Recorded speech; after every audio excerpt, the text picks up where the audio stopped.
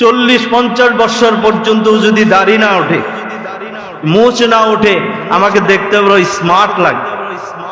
আল্লাহ তাআলা বলে, বান্দা তোর চাওয়াই চাওয়া না, আমি যা চাবো তাই হবে, আমি যেটা চাবো এটাই হবে। আল্লাহ তাআলা বলে, আমার মন চাইছে তোরে মুছ দেওয়ার জন্য, আমি দিছি, তা আমার আটকে রাখতে পারোস না, পারোস নাই তুই আটকাই।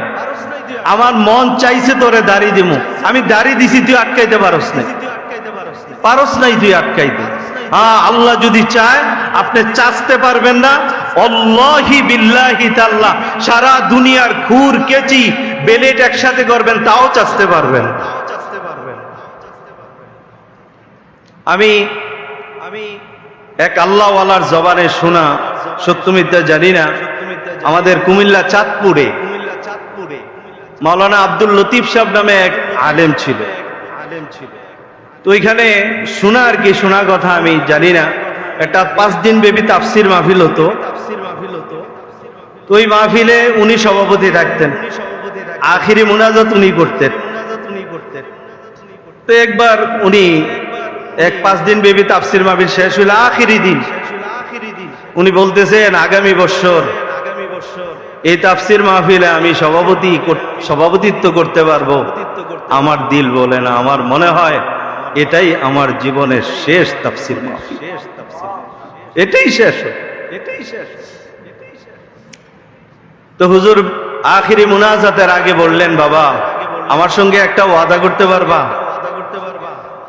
যে এই থোতায় ওঠা দাড়িগুলো, এই দাড়িগুলো শুধু আমার দাড়ি আর পশম না, এটা মদিনা ওয়ালার একটা স্মৃতি আর নমুনা, এটাতে কেউ খুর লাগাইবা না। তো সেই দিন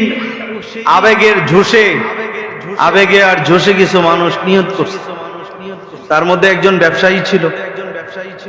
তো উনি আর দাড়ি কাটে না, ওই দিনের পরে থেকে হুজুরের হাতে হাত দিয়ে ওয়াদা করছেন আর কাটবেন না। তো পরে কয়েকদিন হইল ওনার বিবি এটা খেয়াল করছে।